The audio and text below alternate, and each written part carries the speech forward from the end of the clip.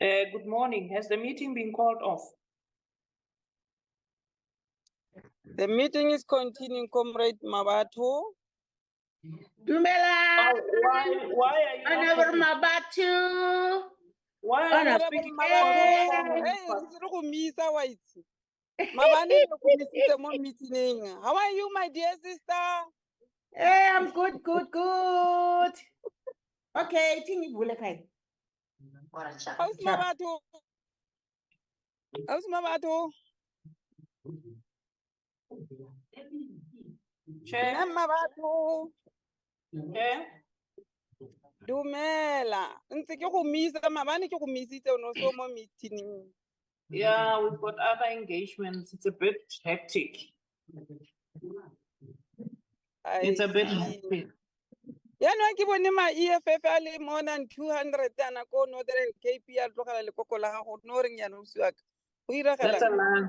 That's a lie. Serious. We don't have records of EFF people leaving EFF. You know, the problem is you guys are taking people, ordinary people, and giving them ANC t-shirts and claiming that they left the EFF. Unfortunately, it's part of your campaign. We all know. So no, my dear sister, these people that were wearing your t-shirt, and remember that t-shirt, you can even buy that t-shirt yourself. So we are not controlling the market. So you can buy a t-shirt and even just get school kids to go and wear them and claim that they are living the EFF. I mean, VD EFF. Yeah, he received more than 200 from that ward. But we are not scared because elections are coming. So all of us. Elections are coming. Rahul repeat. So why are you bragging about people who are coming to you?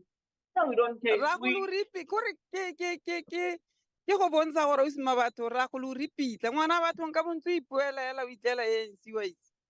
The reality is that I'm not that foolish, and since we're now on this platform, you chose to declare that you are coming back to the NCOP. Watch us when you are nowhere to be found in those benches of the NCOP.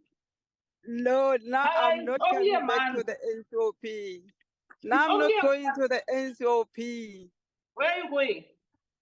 Nah. Ke godile ke a retire. He bana.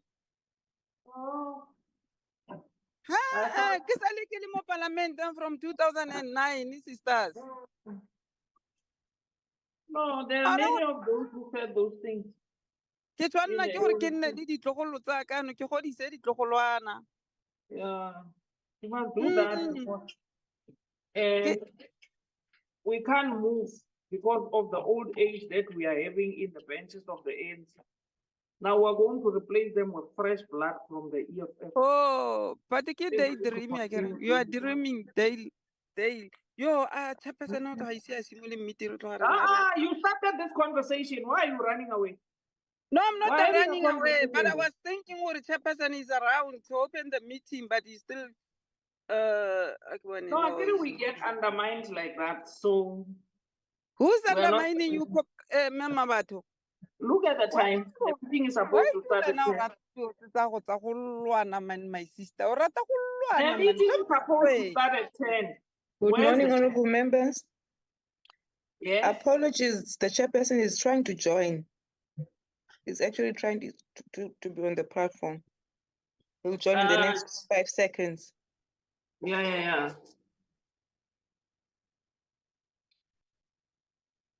Here run what get tea time. Get tea time, Mama.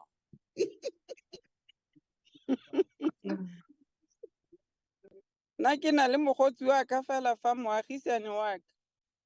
In fact, nna le o sima batho ba gaetse re tswa ko the same province. Ke fela re kgaogantswela ke molelwanenyane o monnyane. Yaanong le ska tlo lwanela mo pila rona. Re lwane nka se lwane le o sima batho le ene wa itse gore re ka se lwane. Ngicela uyibambe kanjalo ngesilwane. Oh, Chair. Amanzi awakabili so uyaqhamuka wena. It was a tea time, Honorable Chair. Awu. Yeah, no, I understand. Before we get into the tea, let's start with the coffee so that you can wake up and smell the coffee. Yes, Chair. Okay. Now you can start your meeting. Siyabonga Chairperson.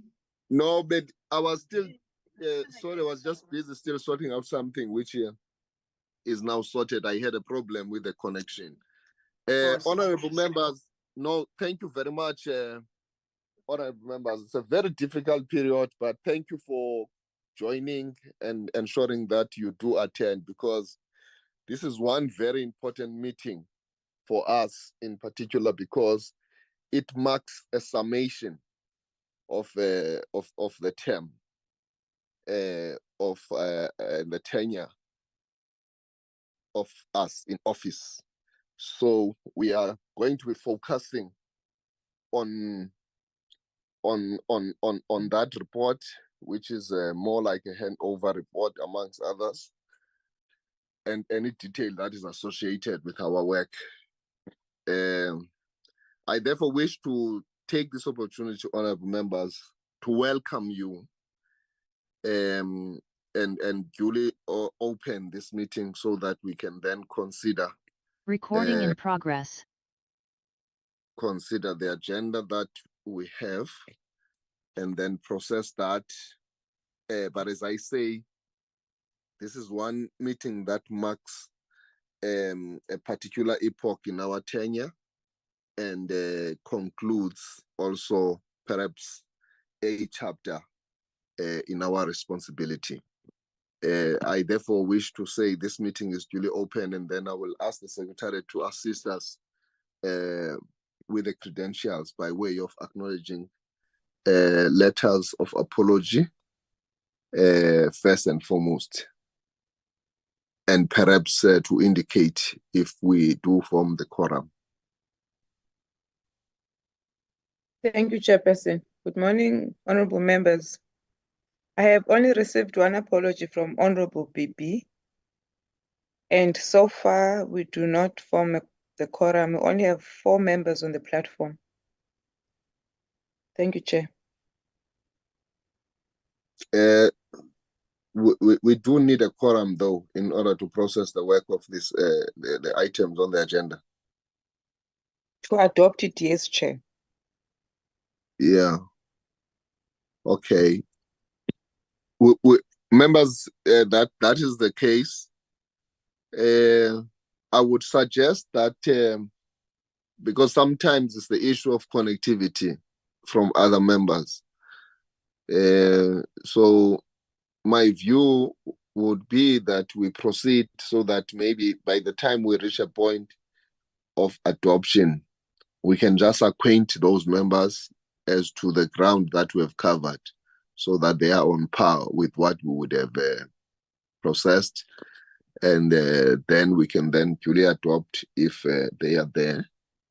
And if they are not there, we would have then to have another special meeting specifically for adoption now. So My hello? hands is up, Chair.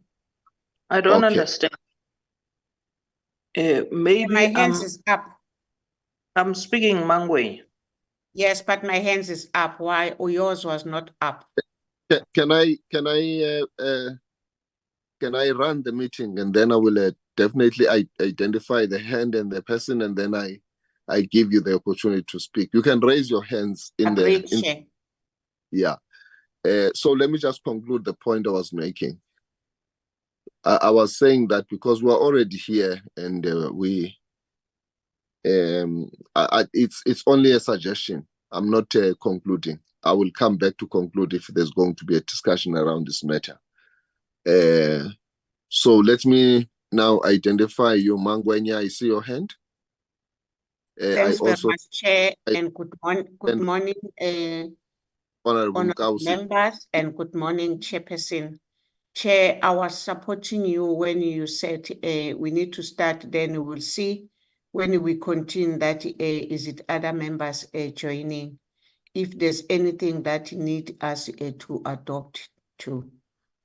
So yes, Chair, but I was wanted to check because we're not yet even starting, and the agenda in terms of the apology, we've got only one apology. That means these other members, maybe they can log in. Thanks very much, Chair. Okay, thank you very much, Mamuganya. That is noted. Honorable Mkausi.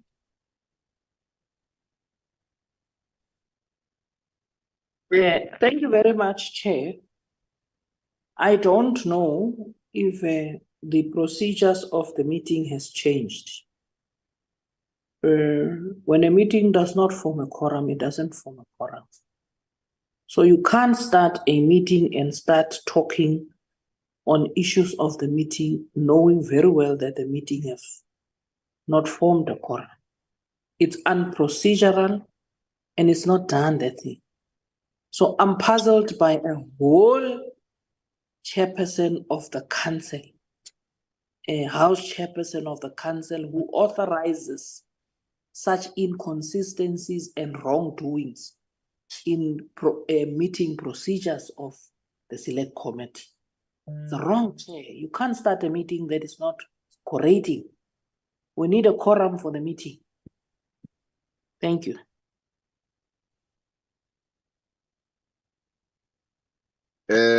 No, thank you very much, Honorable Mkausi, for your contribution. Honorable members, we have only one apology. So there's Chair, my nothing hand that is up. Honorable Modise. No, Let me give you- Chairperson. Chair, Yes, I Honorable was Modise. saying, because like when we started the meeting, it was 4 provinces. Now we are 5 provinces. It means other comrades will join us during the process of the meeting. We can start with the meeting and they will join us. They will join. I know. I spoke to other comrades of the AAC. They are joining now. Let's start. No, thank you, Honorable Modise, for that input. Even if you did not call them, I also believe that given the fact that we only had one apology, the members were going to be joining us in the meeting.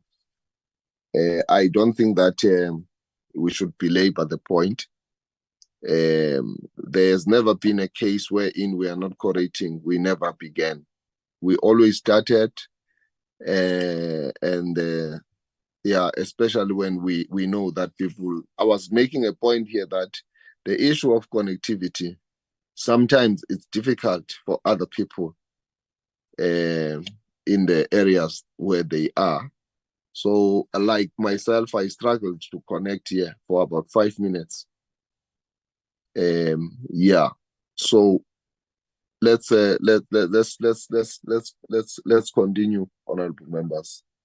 Can you fly to the agenda, please?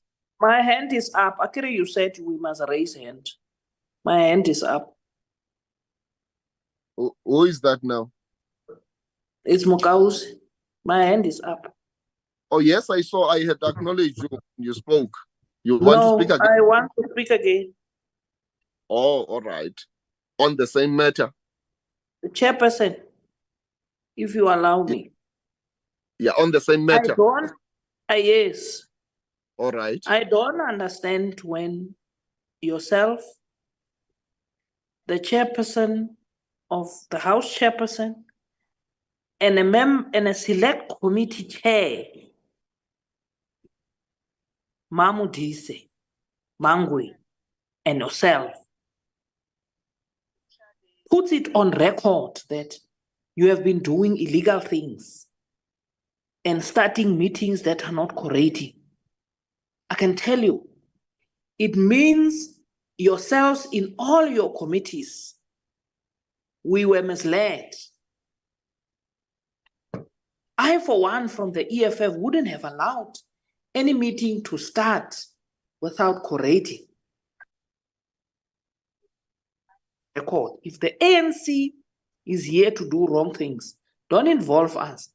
A meeting cannot start of this nature where we need a quorum without forming a quorum. What are you doing? You are not even afraid to put it on record that you've been doing wrong things, and whoever has been misleading us on counting people, it means it's party to this wrongdoing of starting, and that on its own, it's treasonous. It's treasonous towards the rules of the council. So you need to be reported, because this thing that you said it on record. You said it on record. So I just want to point it out that even though we are facing the end of the term, I will have to put it on record as well and report the three of you to the select committee, and to the ethics committee, because you have breached the conduct, the council conduct.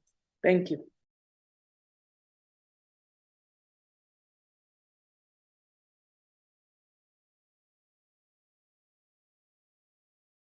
Thank you, Honorable Mkaus, for your input again. You emphasized the same points you did. So we are going to continue. That is an allegation, but you are free to go and report whatever you want to report, because it's a subject to interpretation of what you are saying. I am saying, I repeat again, that will proceed because people are struggling with connectivity in their areas. All the members were confirmed to be attending. We received only one apology. We are processing the work, and we are going to consider an item which is reflecting on what we have been doing throughout the term. There is no illegality that has been committed, as you allege, but as you say, you can do what you want to do. So we will then proceed in this fashion, that will ask the Secretariat to table the agenda on the platform.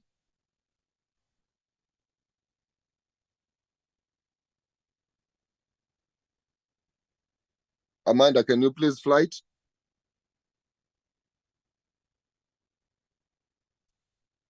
Honorable members, there is the agenda. It's about the consideration and adoption of the legacy report. Yeah, can you then place the legacy report? Is there somebody who's going to be taking us through that legacy report? Amanda? Yes, Chair, the content advisor will be taking us through. Yeah, can you ask the content advisor to take us through? Noted, Chair.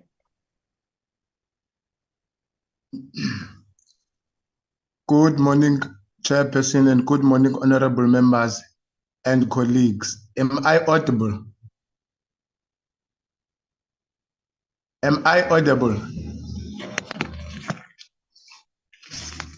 Good morning, Chairperson. Yes, Eric, you are audible. Okay. Good morning, Chairperson, and good morning, honorable members and colleagues. And as the Chairperson has already indicated, that this legacy report is from 2019 up until 2024. So it contains all the activities of the committee since the 6th Parliament. And as we are nearing the end of the 6th Parliament, then as a rule within the committee section, we're supposed to compile all the information and the activities of the committee in the past 5 years.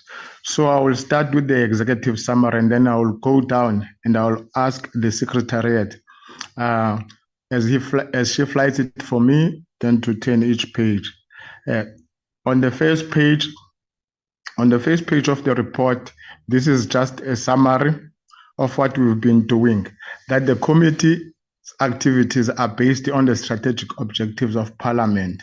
What this means is that out of the 5 strategic objectives, which is legislation, public participation, intergovernmental relations, and international agreements. The committee then developed its annual performance plan based on that. But as members will note, as I'm going down through the report, the committee's emphasis is on oversight. The reason for that is that the committee has no control over the other 3 strategic objectives, which is intergovernmental relations and international agreements. On oversight, the committee can plan its activities, can take oversight visits to state-owned enterprises, to the departments, and during the legislation, which is when we're processing a bill, then the committee will allow the public to submit public comments when we're processing the bill. On intergovernmental relations, this is done when we visit, when we take oversight visits, where we will then invite the public to be part of the process. We did that as a committee when we were in Alaska around 2021, and then we did that when we were at Eskom some time ago, when we were visiting Eskom when they were starting to construct the Medupi power station, when the locals there were complaining, saying that they did not get contracts. These were local business people in Lephalale in Limpopo, where Medupi was being constructed. So in a way, when we talk about intergovernmental relations, the committee also has the right to invite the MEC, the mayor, and the councils to engage with them when there are issues at that level, which is at provincial level or at local level. And then on international agreements, the committee has no control, because usually it will be the Department of Communication in our case, where it enters into international agreements. For an example, the international forums like International Telecommunication Union will invite all its members to agree on a particular deadline or to agree on a progress report. So this will be referred also to the committee to sign for the Department of Communication. One example was the deadline of the digital migration process, which was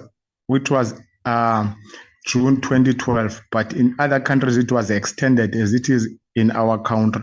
So those are the types of international agreements that the committee had to deal with. But of course, like I said, we do not have control over them.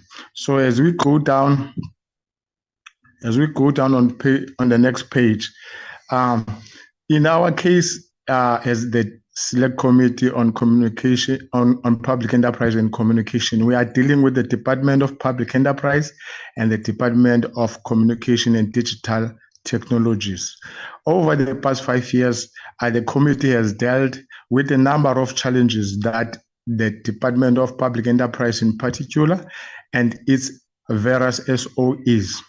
We know for a fact that most of the SOEs, the major SOEs, had financial problems that ranged from managerial issues, unauthorized expenditure, as well as the Commission of Inquiry into State Capture, which obviously did a lot of work on what was happening within the SOEs. We know for a fact that the SOEs, according to the Zondo Commission, constitute almost 90% of the transactions that were made during the state capture report. These affected the SOEs under the Department of Public Enterprise severely, in the sense that some ended up being liquidated. We know, for an example, South African Express was liquidated. South African Airways was put under business rescue, but it collapsed. Eskom had its own problems, which ranged from the huge debt, which was over 400 billion. But we know that Treasury has forwarded 250 billion just to strengthen their balance sheet.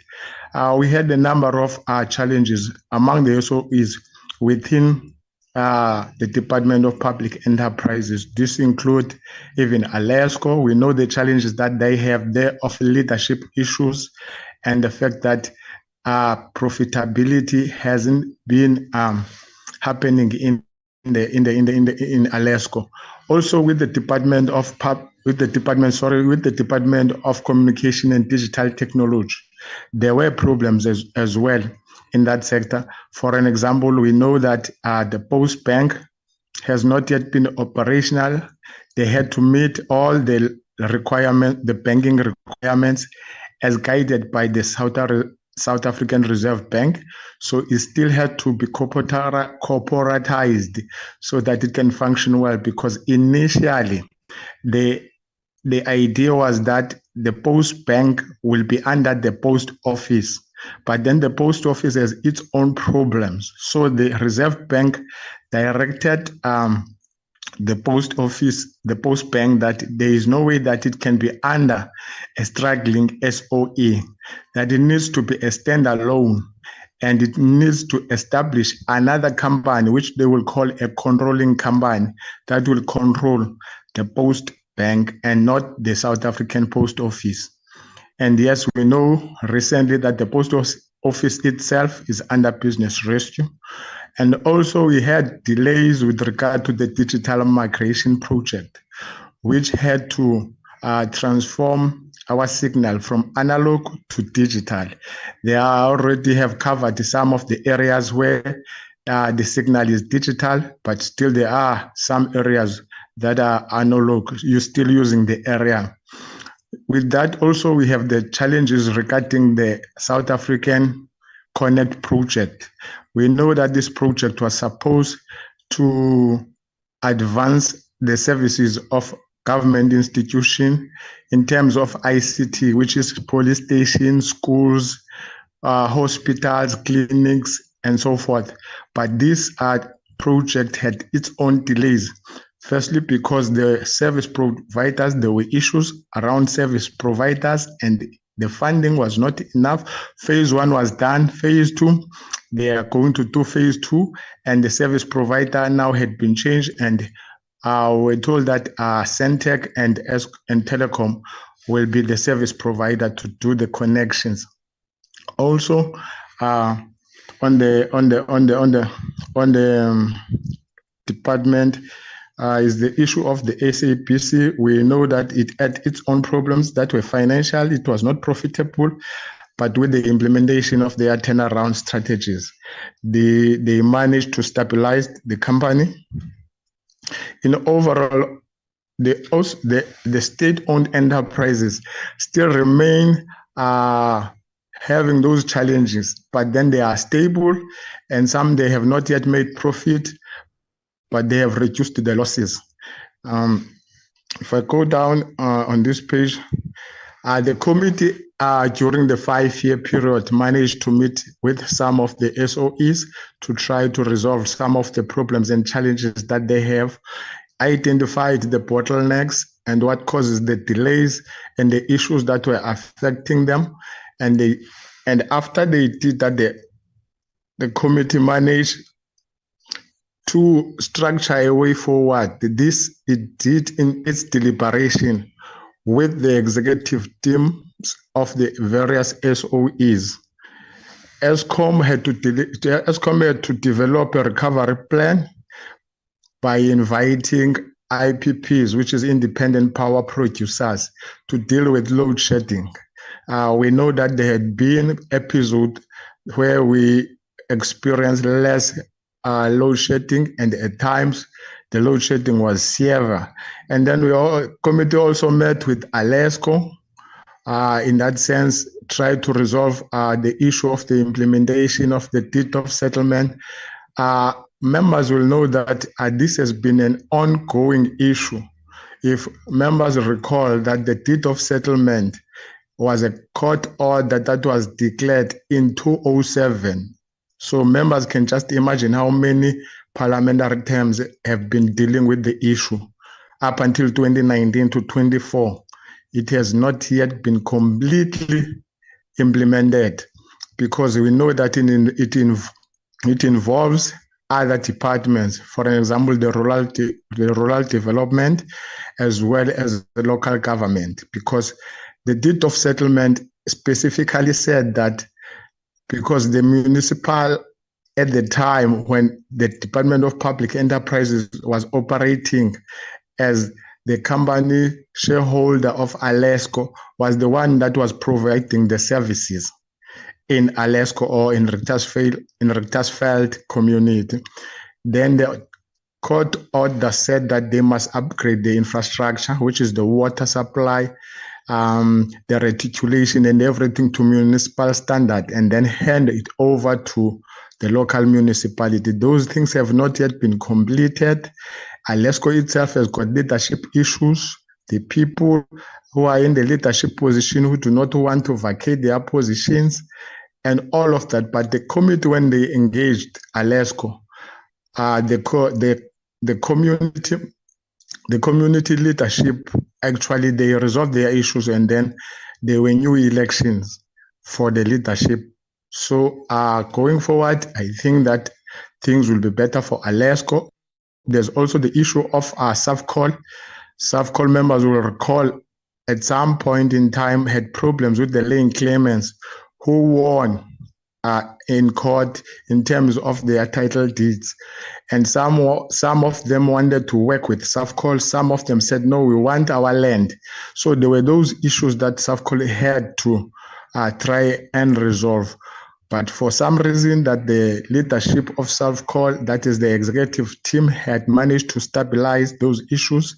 And we heard for the first time that SAFCOL had managed to declare dividends to National Treasury of 1 million. Of course, this is unprecedented because SOEs have never been before declared any dividends to National Treasury. They will always retain their profits and they will say we are reinvesting in the business. But SAFCOL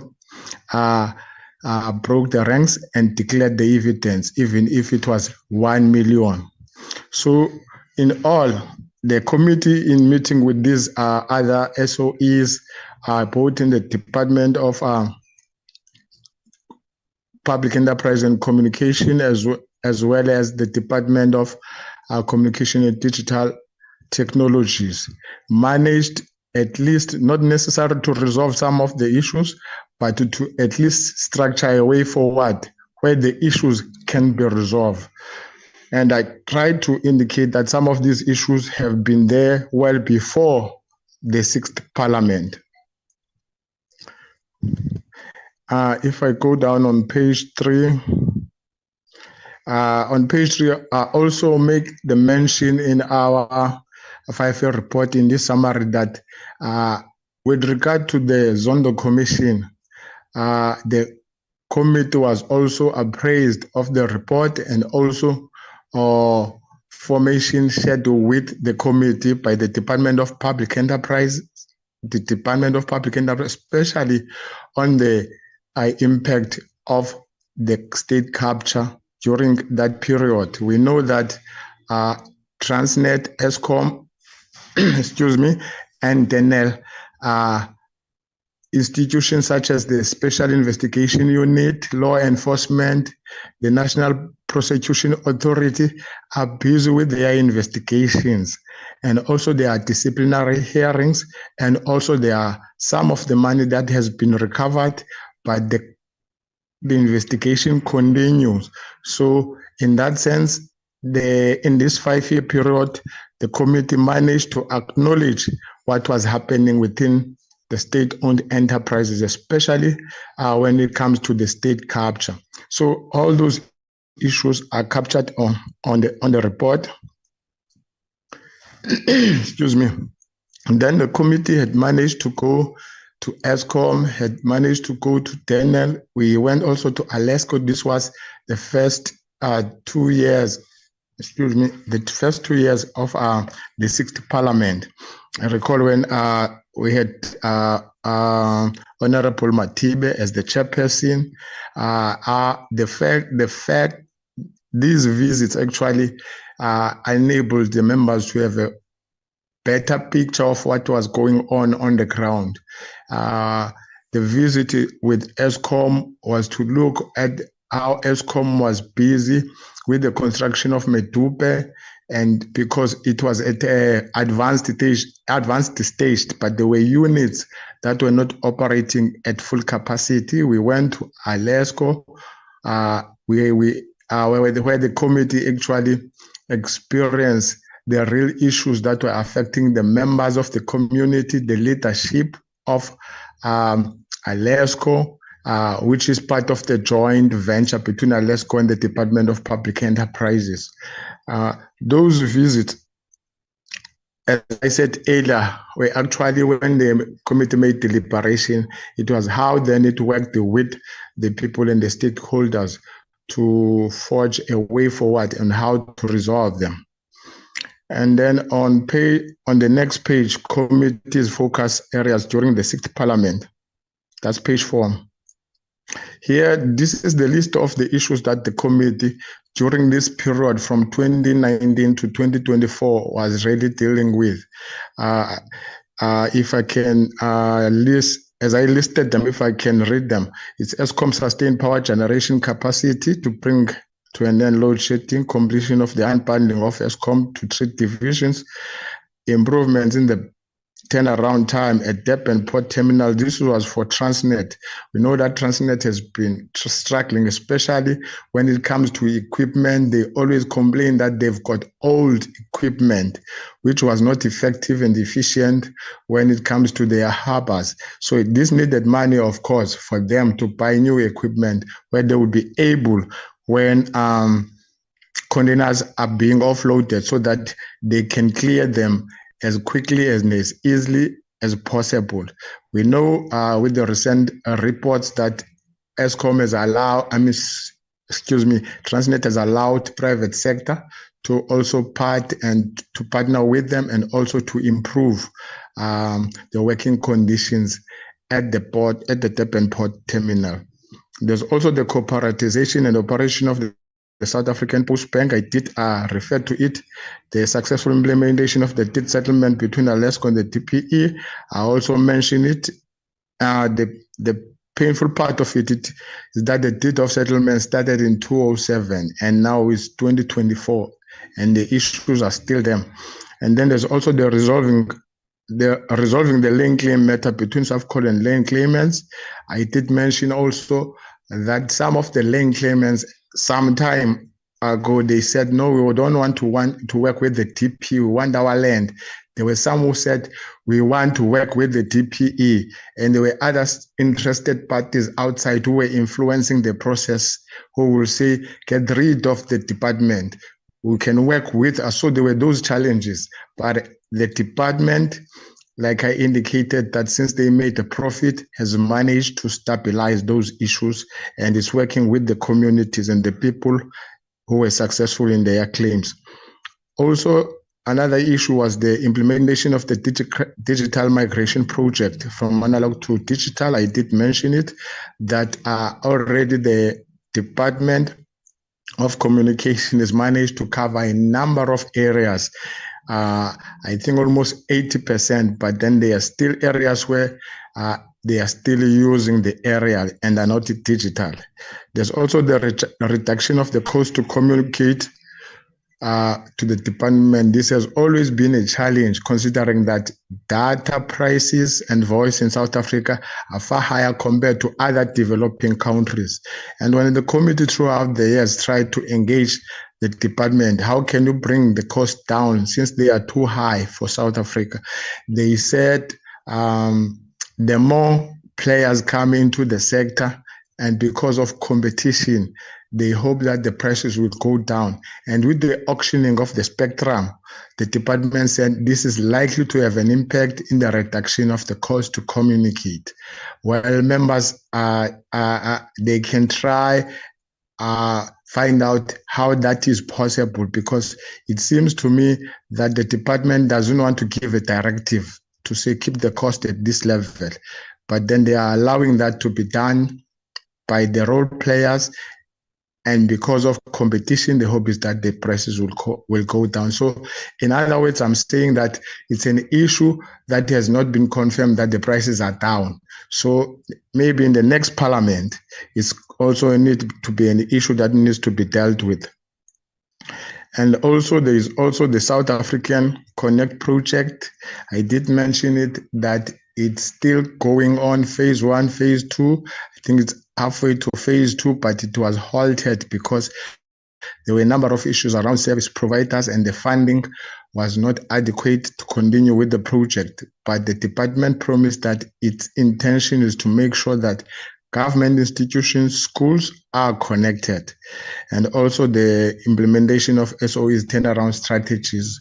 DENEL, we're talking about the major SOEs, DENEL, South African Broadcasting Corporation, which is SABC. There is stability, and some are still loss-making, but at least the losses are less than it was before. If you go to page 5,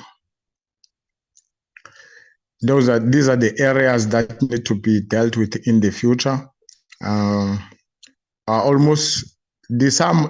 fact, these areas for the future, some of the areas that I indicated that the committee has been dealing with in the past 5 years, which means that they are not completely resolved, but with the insistence of the committee and the committee always calling on the executive management to resolve these issues, there had been advancements and there had been improvements that have been made.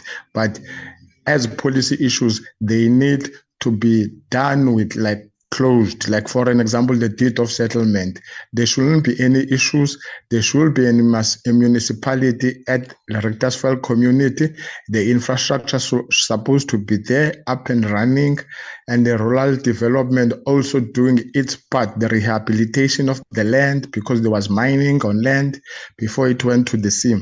So those are all those issues that need to be taken up in the next parliament. There was also, we know, if we look at 3.6, the National State Enterprise Bill, which the department has always been talking about, because the department, it operates almost in a vacuum. That is the Department of Public Enterprises, because it does not legislate. It does not have legislative powers in terms of telling state entities what you should or should not do. And in some cases, some analysts say that because of that, that is why entities do as they please. And then later on, you find them that they are in trouble financially. It's because the department cannot tell them what to do or not to do, not necessarily to micromanage them, but to guide them in terms of the developmental objectives of the country. But then with the State Enterprise Bill, the hope is that the department then will be empowered to give that direction to SOEs, and also to be able to look into their activities, and where they see red flags, to be able to tell them very early on that this is not something you're supposed to do, as it compromises the national objectives of the country. So we hope that in the next parliament, this National Enterprise Bill will be introduced and it will be processed so that the department can have legislative powers, as all of the SOEs will be under it, and then a company which will form, a shareholding company will be formed that will be looking at all the various SOEs. And also, those issues are actually issues that I already indicated in the focus area. So I won't list them. I only highlight those that I think are pertinent to what will be going on in the next parliament. I also on 3.3 talked about the auctioning of the spectrum. That needs to be monitored, because with the auctioning of the spectrum, ICASA was emphatic that this will bring the cost to communicate down. And at the moment, I don't see, but members, of course, they will have their own experience in terms of data and voice, whether it has come down or not, because truly speaking, South Africa has high costs of data and voice compared to other developing countries. So if we go down on key challenges emerging,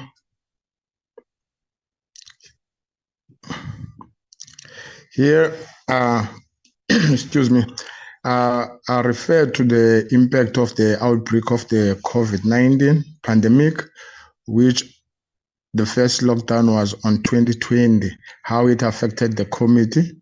It changed the way we do business in the sense that the committee started to held its meetings virtually, and this also reduced the number of oversight visits. These reduced the number of oversight visits, but despite these challenges, there were also improvements in some certain areas. For an example, in the previous parliament, which is the 5th parliament, deputy ministers and ministers won't show up for committee meetings, but in this 6th parliament, there was improvement.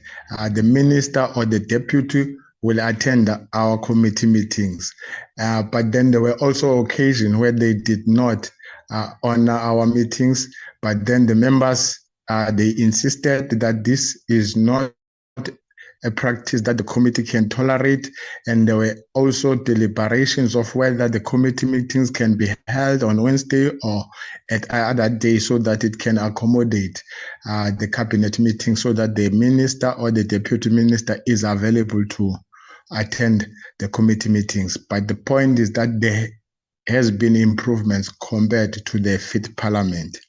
And also looking at that, here I also referred to the international study tour.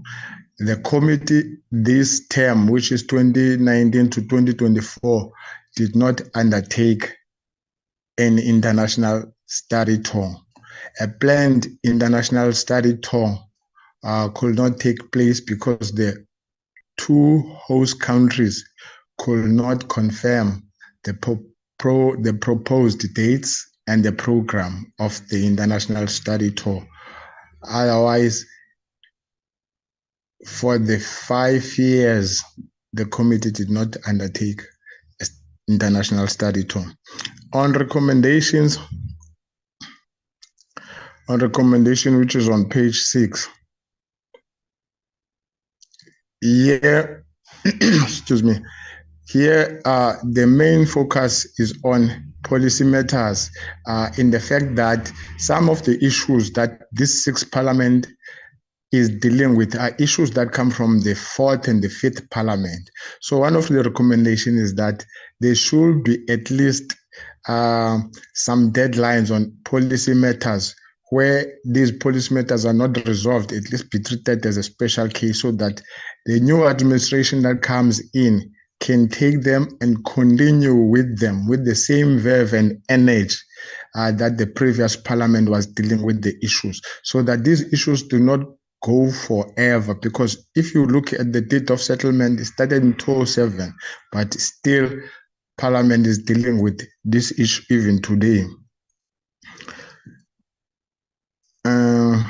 The second one of the recommendation is that sometimes when the new administration comes in, it comes in with the new minister, with the new staff members, and then these new appointments, they do not have an understanding of the pace of the previous administration in terms of the issues before them. So you find out this slows down when even parliament is engaging with them, find that there are policy shifts, and then there are no more emphasis on this particular policy. So those are the things that parliament and the executive arm of government need to discuss, and also parliament in its oversight activity to raise question about this. Why, when the new administration comes in, these policy issues that they have been dealing with, that parliament knows that they have not been resolved, all of a sudden put at the back burner, and then there are new policies now that are being pushed, and this kind of confuses the administrators, and also it impacts on service delivery, because the people that parliament engages with, they expect that maybe this issue will be resolved, only to find out on the next parliament it's no more a hot issue. So those are the issues that need to be taken into consideration. And also the issue of conferences, seminars. You find that the department or some other stakeholders who knows that the committee is doing this work which is relevant to communication or which is relevant to state-owned enterprises. You'll find that the invitation will go to the portfolio committee, and this sometimes will be done by departments. They will invite the portfolio committee, and you hear that the portfolio committee has been invited, and you ask yourself why this was not extended to the select committee. So those are the issues that in the next parliament needed to be addressed, so that the department knows that the select committee members also need to be empowered, not only to empower members of the portfolio committees, that if there's an invitation with a relevant topic of interest, which is within the remit of the oversight functions of the committee, then the committee must be invited.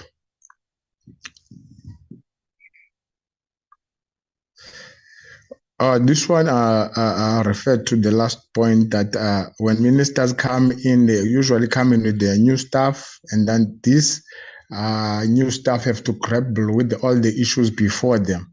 And this actually affects the work of the committee because it kind of slows down the committee's work in terms of policy issues. For an example, the number of changes that Parliament has been, the number of years that the executive arm or departments have been dealing with this issue shows that it's about the new administration that comes in, either takes the issue to the, it makes the issue back burner, and then it forgets about it, and then the new other comes in and then it takes it up. So that is why we're still grappling with some of the issues that date back to the 4th or to the 5th parliament.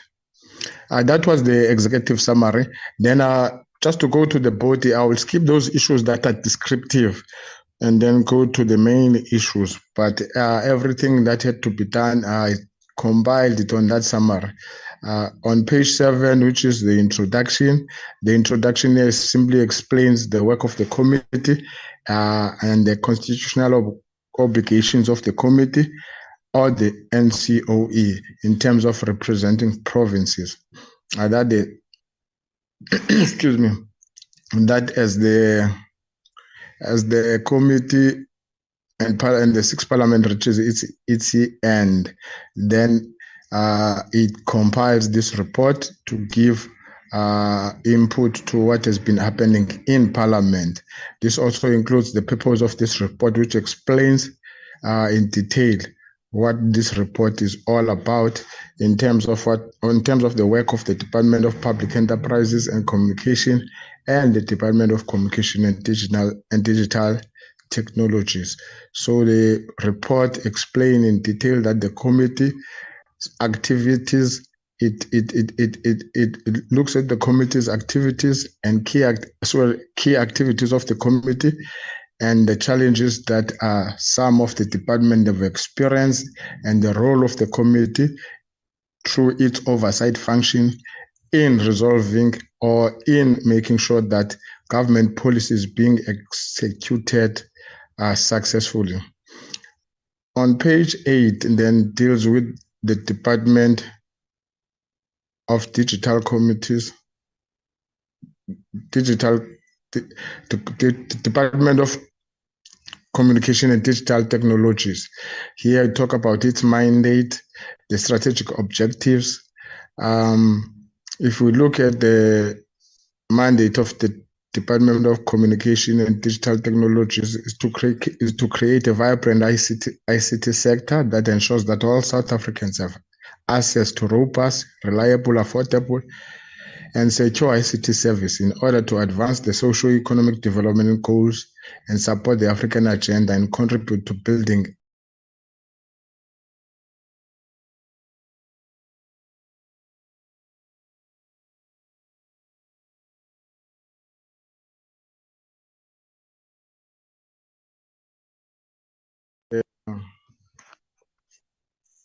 we look at the strategic objectives. I've listed them. I just hope that members went through all. If members feel that there's anything that I need to explain more or to give details to, I'm happy to do that. Since the strategic objectives are always there, I don't want to go word for them, but just highlight two, which is to contribute to e-skilling the nation to equitable prosperity and global competitiveness. Those are the last two: to strengthen the Independent Communication Authority of South Africa in order to enable it to regulate the sector in the public interest, ensure growth and stability in the sector. And then if we look at the entities under the Department of Communication and Digital Communication, we have ICASA, which monitors those who've got license and whether they comply with their license terms and conditions. And then we have the Post Bank, which has been established to reach out to those people who do not have the banking services. And the target is people to underdeveloped areas. So we know the issue with the Post Bank, that is still meeting some of the requirements, and we processed its bill last year. And there's also SAPO, which is the South African Post Office. We know currently that it is under business rescue. Members of the committee have engaged with the Department of Communication and Digital Technologies. And also the question was raised, what if the business rescue collapses, same way it did with SAA? And they gave confidence that they have looked at all the issues and they will make sure that this business rescue will be a success. And then we have SAPC. SAPC, we know of the digital migration project, and I indicated earlier that almost more than 80% has been covered in South Africa in all the provinces, and only a few that are still using analog. And then there's Centec. We know that Centec is the signal distributor of broadcasting licenses.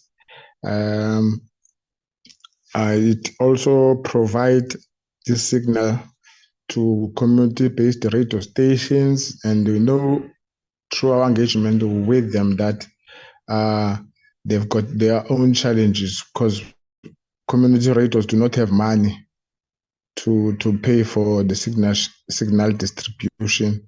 So there are those challenges, and also there is NEMISA, the National Electronic Media Institute of South Africa. We engaged it a few weeks ago. It provides skills to people in the electronic media space.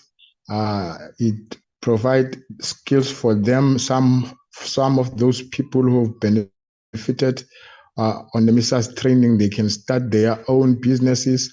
They can use the internet, create website, a lot of activities that are taken up by people who benefited from them. But of course, they indicated that they have funding challenges. And then we have the SETA, which is, excuse me. We have the SETAs, which provide services and also training for technology. It's a technological agency. South African is the State Institute of Training Agents. So it provides training to state institution for the ICT sector, so that they are able to operate effectively with the use of ICT. Then we have USAF. USAF is the Universal Service. Is the Universal Service Access Fund, which provides funding. It gets the funding from the Department of Communication, and that funding it gives it to USASA. USASA is the Universal Service Access and Agents of South Africa. USAF gives funding to USASA. USASA's commitment is to ensure that ICT services, they reach out to every South African. and it identifies projects that it can fund. And usually they focus on underdeveloped areas, where then they will say, even with the SA project, go to these areas, go to these municipalities that are out there, not in the cities. So USAF is the funder of USASA, or any project that has to do with ICT and that is delivered by government. And then we have the Films Publication Board. We engaged it also a few weeks ago, which is an agency that monitors what is on the internet to protect the vulnerable groups like children and other people, that they are not exposed to content that is not up to standard with the values of our country. And then there's also the ZDNA, which is the domain authority of the internet, that if somebody creates a website, will get the IP address so that it can function well on the internet. The ZDNA is controlling the internet space, but also people who registers to have websites. And also it works with the Films and Publication Board, because if a website that creates harmful content to children and other vulnerable groups, it can be deregistered, which in other words, ZDNA is also part to that, to ensure that that website is deregistered. Then we have the Department of Public Enterprise, that is on page 11. If you look at the mandate of the Department of Public Enterprise, the aim of the department is to drive investment, productivity, and transformation in the department's portfolio of state-owned companies, their customers and suppliers, so as to unlock growth, drive industrialization, create jobs, and develop skills. The strategic objectives on page 12. These SOEs are instruments of industrial policy and core players in the new growth path. The department aims to provide decisive strategic direction to the SOEs so that their businesses are aligned with the national growth strategy arising out of the new growth path. It will do this by ensuring that their planning and performance and investments and activities are in line with government's medium-term strategic framework and the minister's service delivery agreements. With the state enterprise bill, of course, these strategic objectives will change, but the overall factor is that SOEs should play a major role in the economy and to assist the state to realize its economic objectives. Under the Department of Public Enterprise, we have Alesco. I did mention about Alesco. It's a diamond company. They do diamond, this diamond alluvial, which is on sea. After they have exhausted the land mining, so they now is sea mining of diamonds. And as I indicated earlier, there are issues. There are issues there after they won in court that the land belonged to them, because previously during the apartheid, as members will know, that there was no consideration given to people of the land. So after the new democracy, the people of Richtersveld community lodged a land claim and they won in court. Now the Department of Public Enterprise has had to accept that, but then they structured a partnership between the people and the department to run Alesco. They call it a pooling and sharing joint venture. The department has 51% shareholding and the people have got 49%. So these other issues, after the court order, the department was ordered to give back to the community what belongs to them, which is, there was a farm also that was run by the department. They were given back to the community. There was money which was at the initial stages of the deed of settlement that was given to the community. There were a number of benefits that were given to the community, but it's just that members of the community and the leadership started fighting, saying that the leadership collapsed some of the businesses, and that thing has been going on up until today. But like I said earlier on, that the leadership issues have been stabilized and the department seems to be working well, but it's not completely, because there are other departments that need to play their role, like the rural development and COGTA. So on Daniel, this is in the military aerospace, land with defense environment. It do components parts, it sells its arms, even in some areas in the Middle East, but always Daniel have said that when you are in the arms industry, it's very difficult to be able to sell your arms equipment to other countries, because this has to be strategic. You need to involve the ministers. There has to be trade partnership between the two countries. It struggled after the state capture period, because there were a lot of maladministration within Daniel. It made losses. There were issues, if members recall, where staff was not paid. But now everything is stable, but it's not out of the woods yet. But all I can say that Daniel was one of the crowns of South Africa in terms of arms manufacturing. It was respected world over before the state capture, but now it's trying to get back on its feet and to continue to be in that space. Hopefully that it will turn profitable very soon, but it's another issue that the next parliament will need to look at. And then there's Eskom. Eskom was one of the state-owned enterprise that was majorly affected by the state capture. Up until there was a decision that Eskom need to be separated into 3 divisions, which is generation, and then there's transmission, and then there is distribution.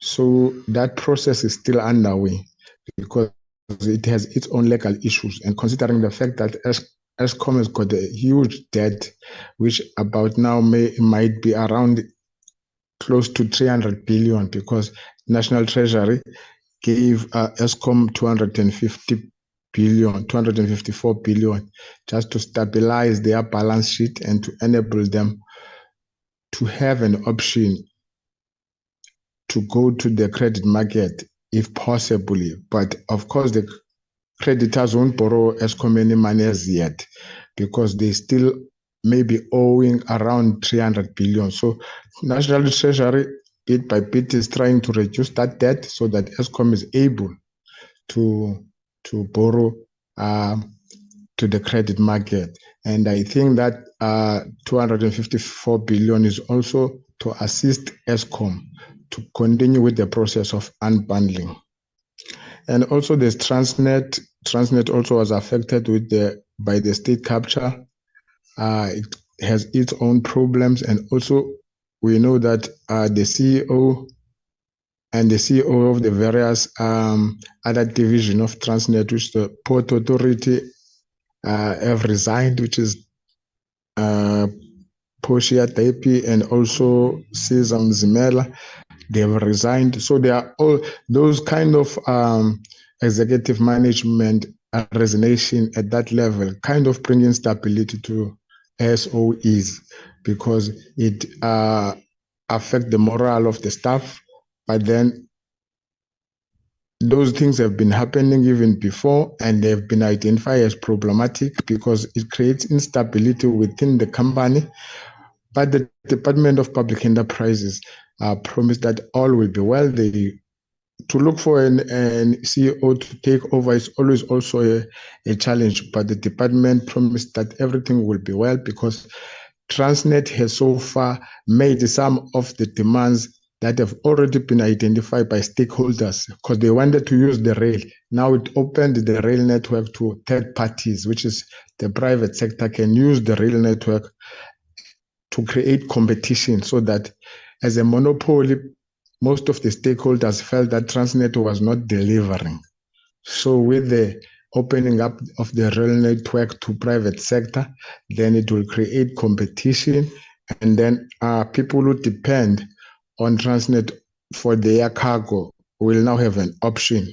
So that is the state of affairs currently. Then there's the South African Airways. The future of the airline is uncertain at the moment because the business rescue collapsed. So going forward, there is no certainty what will happen, who will be interested to partner with government with regard to South African Airways. We know that this was a national flag carrier.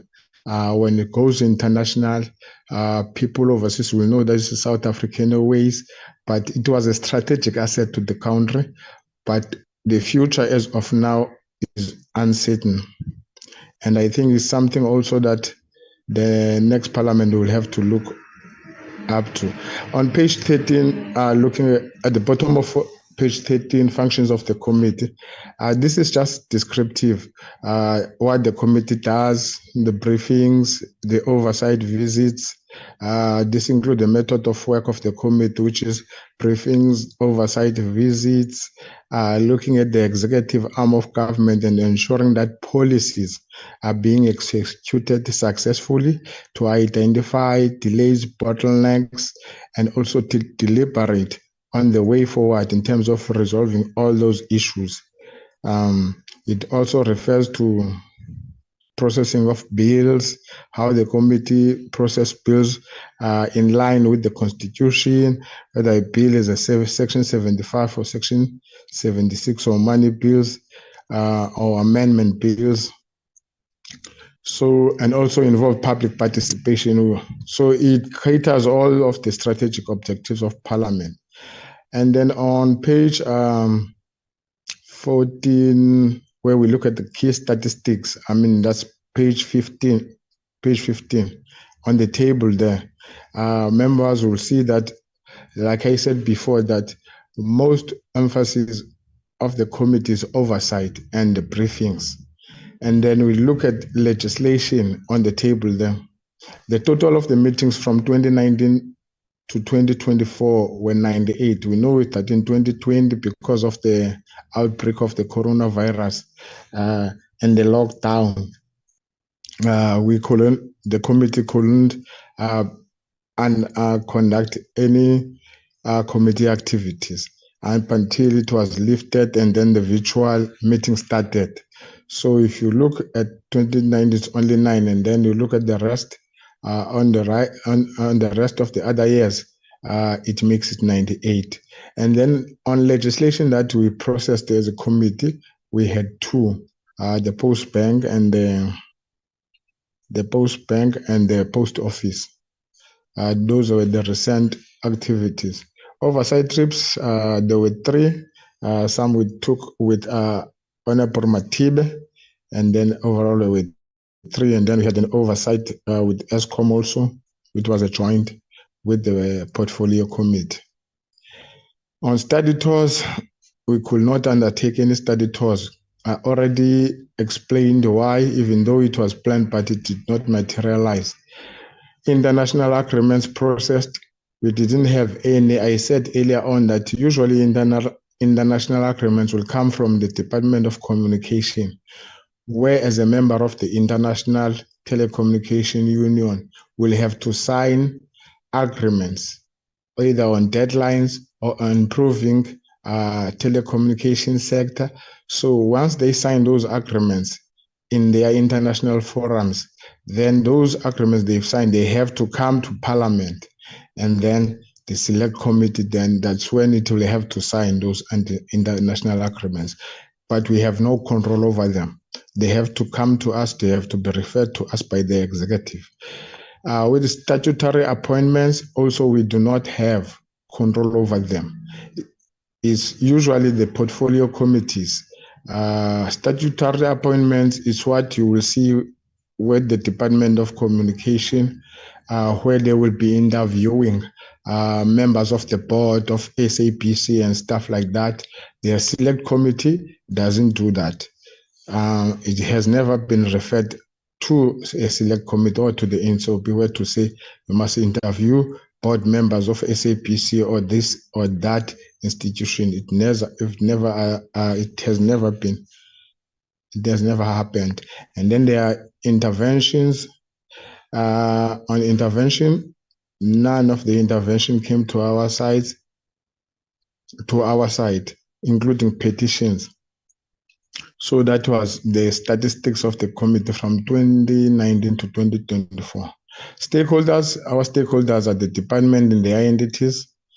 They are both from the Department of Public Enterprise and Communication and the Department of Communication and Digital Technologies. But with the committee, when it goes to oversight, especially where issues involve locals, and then we create committee stakeholders, which will be the people, the MEC, which will be the councillors. So in that order, we can, as a committee, create those stakeholders to make sure they are updated of what is happening in their respective areas when there is a project, either from any of the state entities or from the department. On briefings and public hearings, honorable members will note that when we process the bill, of course, we will advertise it on social media, on the social platform, on newspapers, so that people can comment. If then we feel that there is strong possibility that the issues that are raising need further consideration by the committee has that option of inviting those people to make their own presentation. But so far, we've been dealing with Section 75 bills. So yes, there had been public comments, but the department responded to those public comments to the satisfaction of the committee members, and that is why the bills were passed by the committee or the INCOP. Those are the two bills that the committee dealt with: the South African Post Bank Amendment Bill and the South African Post Office Amendment Bill. So it was during those bills when they were processed that public hearings or public submissions were allowed people to participate in that space. And then challenges emerging. One of the challenges often is usually during when we're doing a bill. The committee has a legal advisor that is attached to the committee. The legal advisor is supposed to be part of the committee proceedings. Sometimes not necessarily when we have a bill, but I know some time ago they said that they were understaffed, but each committee has a legal advisor. I think it is important that from the start of the bill process, the legal advisor is there and working closely with the chairperson so that it gives guidance on every step of the way, so that we don't call a legal advisor maybe when there is a crisis. I'm not saying there was a crisis before, but it will be a good thing to have a legal advisor that is there close to the chairperson from the start of the bill process up toward to its completion, so that also the legal advisor understands the member's point of view so that it can advise accordingly. So that's an issue that I think it needs to be taken up in the next parliament. These are oversight visits that the committee undertook. The challenges are on page 18. Challenges emerging from the oversight. Members, if members recall when we took this oversight at the time when Honorable Matibe was chairing, because it was the time when we took this oversight, is that members are concerned that the accommodation will be too far from the oversight visits. And this is a strain on members because they will have to drive for 2 hours, for 1.5 hours to these places and find out these places per day, maybe there are 3, and then they have to drive again. And then by the time they finish, they are exhausted. So members' concern was that the staff should at least make sure that places of accommodation are not too far from the oversight visits. So I think it's an issue that the next parliament will need to take into consideration. This is just a repeat of what I said earlier on. The international agreements, there were no international agreements. Statutory appointments, none. Intervention petitions, none. Obligations conferred on committee by legislators, none. So these are the summary of outstanding issues relating to departments and that the committee has been grappling with, which needed, of course, a follow-up. Some of them have already highlighted which areas of follow-up that the next parliament will need to deal with, like the resolving the land claim issue between SAFCOL and community land claimants, recovering money lost through corruption during the state capture, and also following the disciplinary charges against all those alleged of being complicit in the looting of state resources, completion of the implementation of the date of settlement between Alesco and DPE, completing the implementation of the digital migration project and reducing the cost to communicate, implementation and finalization of the South African Connect project, operation and commercialization of the Post Bank. So those are the issues that the next parliament will need to grapple with. And I've already, before this section, already identified in other section in the report where the next parliament will need to continue to address these issues. On recommendations,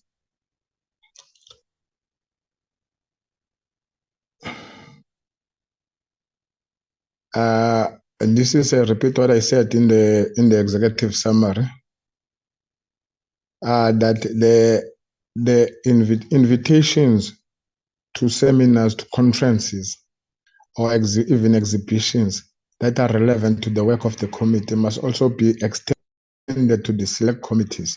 It must not end with the portfolio committees, because if you empower one house and the other house is not empowered, when it comes to issues, probably this will show that there's more emphasis and focus on one house and the other house is not taken through the same resources or exposed to the same information. So I think this need to be taken seriously by informing the departments that when you invite, please extend your invitation to both the select committee and the portfolio committee. And also, sometimes they will send the invitation and then the invitation will say the chairperson. I think it's also important to invite the chairperson, and sometimes with all the members where the budget allows it, because sometimes it will only be 3 people, but I think for the empowerment of the committee, the invitation must include all members. The last point, which is 18, it only refers to the strategic plan of the committee, and that this is how the work of the committee starts, with the strategic plan session, and then with the annual performance plan, and then it also indicates what are the strategic objectives, which is legislation oversight, public participation, intergovernmental relations, ratification of international agreements. This is how the committee start its work from 2019 to 2024, and each year there's an annual performance plan for the committee, which guides it in terms of its oversight functions over the executive arm of government. With that, honorable members, I think that is the end of this presentation. Thank you.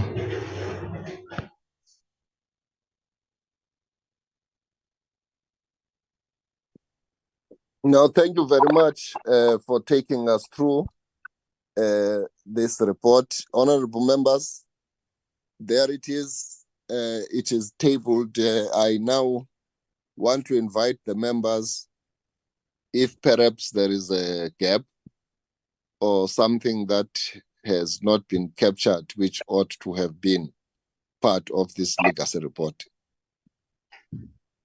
I will now check on the platform if members want to raise questions or they want to make comments.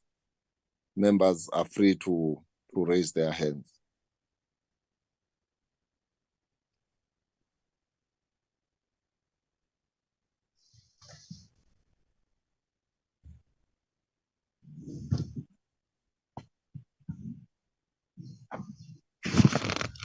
Honorable members.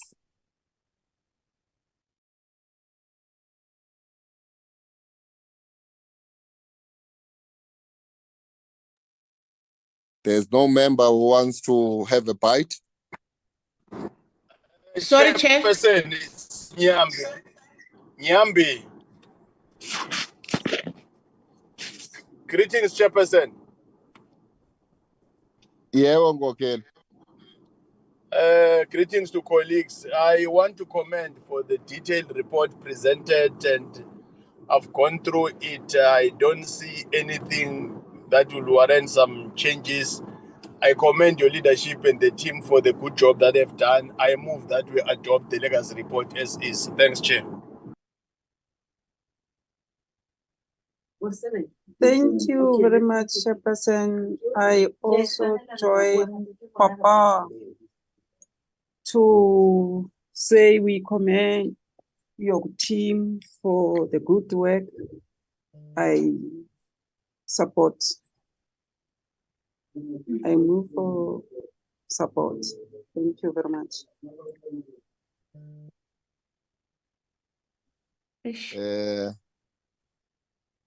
I just wanted to, there is a hand of Mamungwenya. Ngena mam, uyavakala kauthi eish. Ngiyazwakala. Okay. Yebo ma. No, Chair, I was trying to raise my hands, but I don't know what was happening in Tozabelungu. Thank you, Chairperson, for giving me this, for recognizing me. In terms of my first question that I prepared before, I would like to jump it because I did see on the presentation that they did edit the issue of the post office, that it must be added on the report. Then on his summarizing at the end, then I find out now there's no need, Chair. But now, Chair, I want to come on the recommendation that on the 7th Parliament, on the 7th Parliament, Chairperson, committee must ensure that the international study tours are done at the start of the Parliament term, and that preparation for the study tour are done on time, Chairperson. Then the second one, Chair, that the committee must develop a track system for following up on the recommendation that will have been made by the committee. That the incoming committee must take a resolution that the minister must attend all the committee meetings in the 7th Parliament. These are my input and submission, and I hope are in order. And I thank you, Chairperson.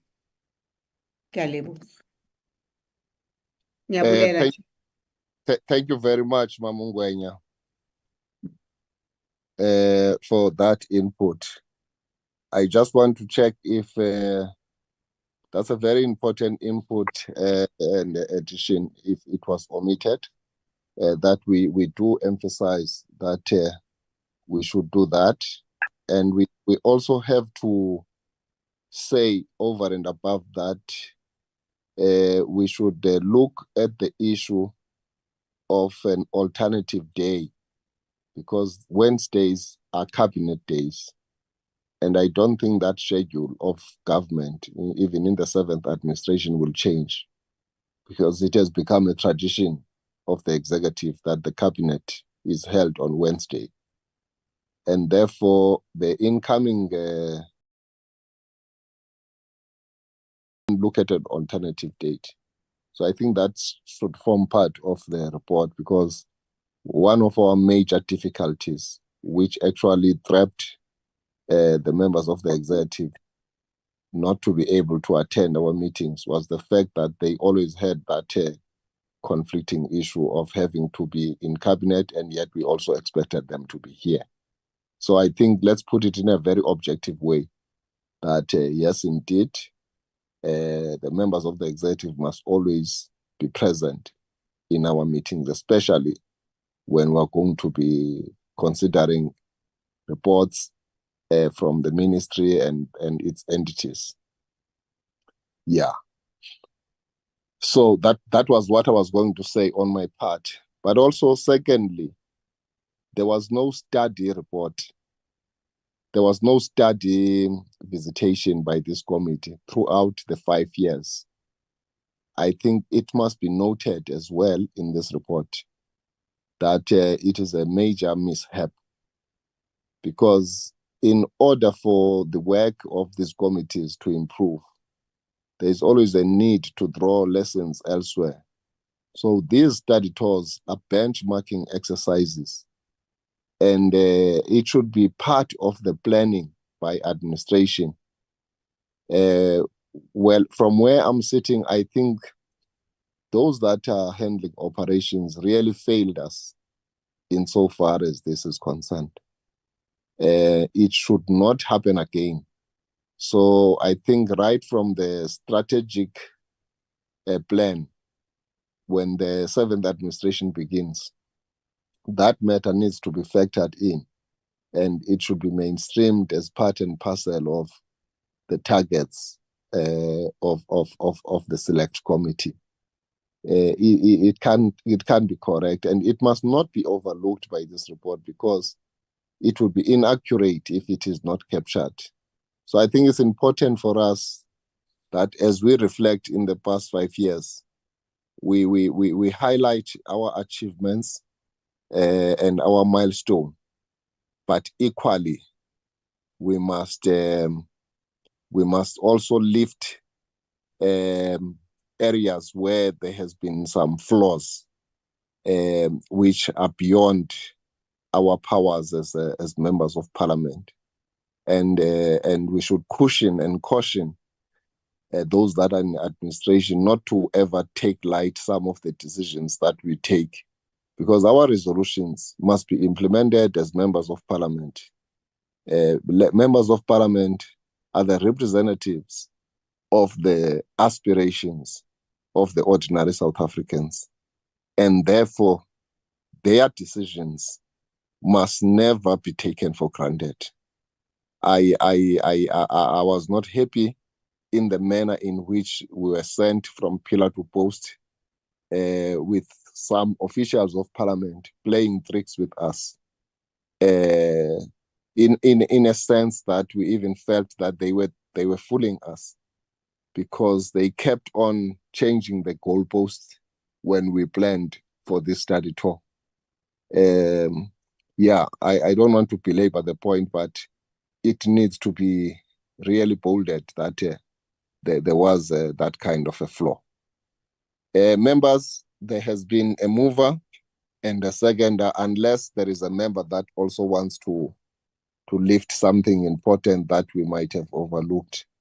On my side, I think those were the two matters, plus what Mamungwenya has also raised. I don't see any hand. So, honorable members, I think the legacy report has been duly adopted, and it shall serve as a point of reference for what we did during our tenure in office. Thank you very much, honorable members, for your input. Just to confirm that we do form a quorum here, like we said at the start of the meeting, that members will certainly join, and some were hot under the collar. I mean, it has always happened like that. The members are here, we are 7 on this platform, and therefore we have all the power to to adopt this report with a full complement of the attendance of the members, except those that have tendered their apology. Nonetheless, we do form the quorum. So the report is now duly adopted. We have the second item of the adoption of the minutes.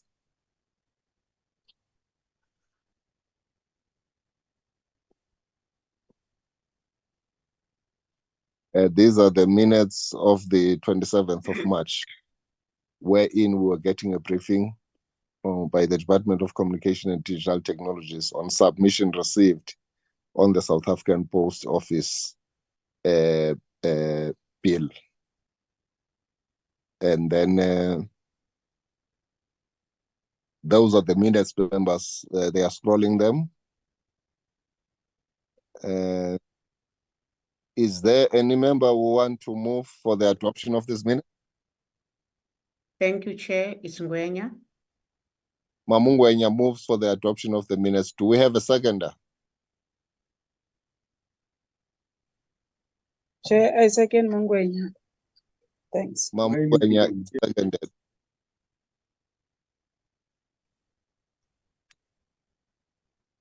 The minutes are now duly adopted. Members, let me take this opportunity to thank you for your commitment to the cause throughout the tenure.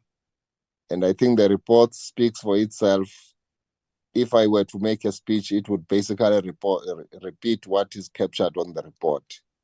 But on my side, I just wish to thank you for your robust and meaningful contribution when we were discussing and deliberating in this committee. And I wish you all the best as you go all out to interact with communities. This is our last meeting. I don't think there will be a need to have any other meeting. We are just under 40 days to the election. I wish you all the best in your future endeavors. And I'm sure we will continue to meet. South Africa is not such a big country. We'll always bump to each other, even in the cross intersections like airports and other events. We belong to the same country, which is a unitary state. We are related in every respect, by blood, by experience, and we are also bound by a destiny, which is our future together. And therefore, thank you so much, members. This meeting is now adjourned. Thank you, Chair. Thank you, Chair. Thanks very But much, don't Chair. forget, Thank you, Chair. here on land, we are still having a lot of bills. Tina, we are continuing. Thank you very much.